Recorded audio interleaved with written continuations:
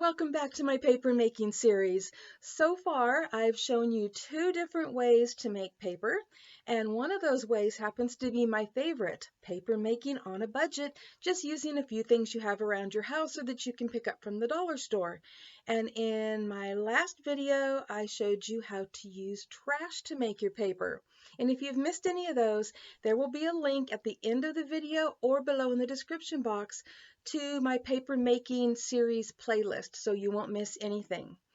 So anyways, I know that you're all eager to find out how to color the paper or about adding things to the paper, creating textures and all of that fun stuff.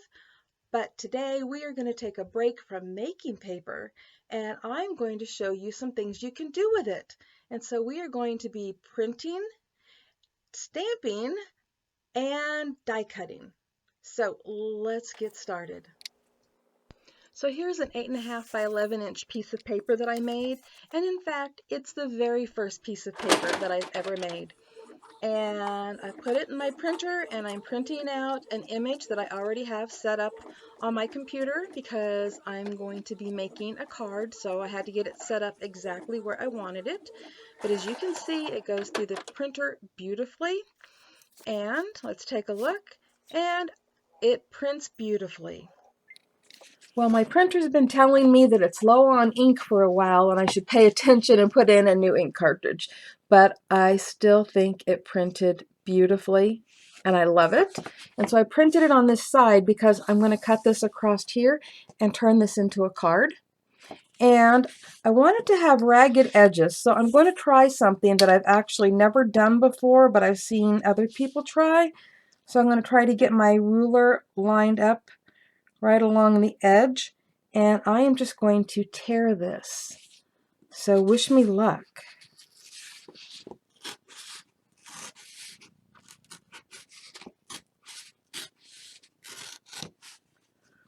Oh yeah, beautiful. Absolutely beautiful.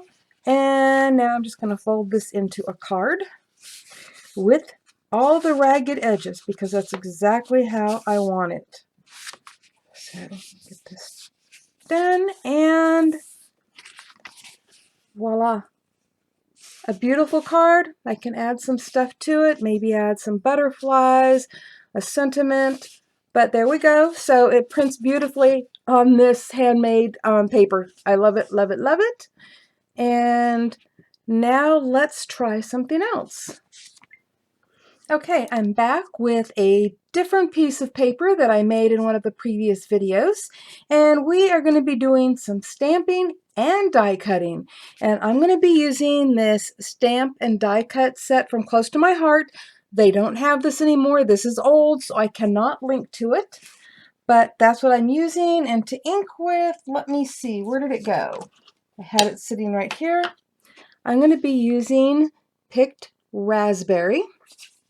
And let's see how this works. Just ink this up really good. Using my Misty just in case I need to ink it a couple of times, because you never know. Oh, look at that. There's something on my Misty. Okay. Let's see here. Sometimes with any paper, it takes a couple of tries. Yep, I think that the magnet was in the way on that one. So let's just ink these up again. But you can already see that it stamps beautifully. So let's do it again. I'm hoping everything is still in the same spot. And let's give it a good push here. See if we get better results this time, because that definitely wasn't a paper issue. It was more of a stamping issue. Okay, there we go. And let me clean this up really quick. Okay, I've got a little leaf over here that I'm going to stamp with peeled paint. And I'll probably do a couple of leaves because we're going to die cut these and we're going to put it together and make a really pretty flower. So, oh yeah, that came out perfect the first time. So let me kind of lift this up for you. And you can see you can stamp on this beautifully. Now let's die cut it. Okay, I think I have all the dies in place. Those are so difficult to put on. I mean, I love stamp and die sets, but sometimes finding the exact way when it comes to flowers and leaves that the die is going to fit is, well, a challenge. Okay, let's go ahead and roll it through, and then I always just roll it back, especially on camera, so I don't have to reach around the other side. And let's see how this did. So, let's see here. Beautiful. Absolutely beautiful. It just pops right out, and everything is kind of sticking to my mat, and I'll show you why in a minute. Well, not my mat, but the plate, and I'll show you why as soon as I get this last one up. Well, it's not the last one, but there's a leaf. Okay, so I die cut a leaf and the flowers, and actually I'm going to die cut one more leaf, and I'll be right back, but I was going to show you why everything is sticking.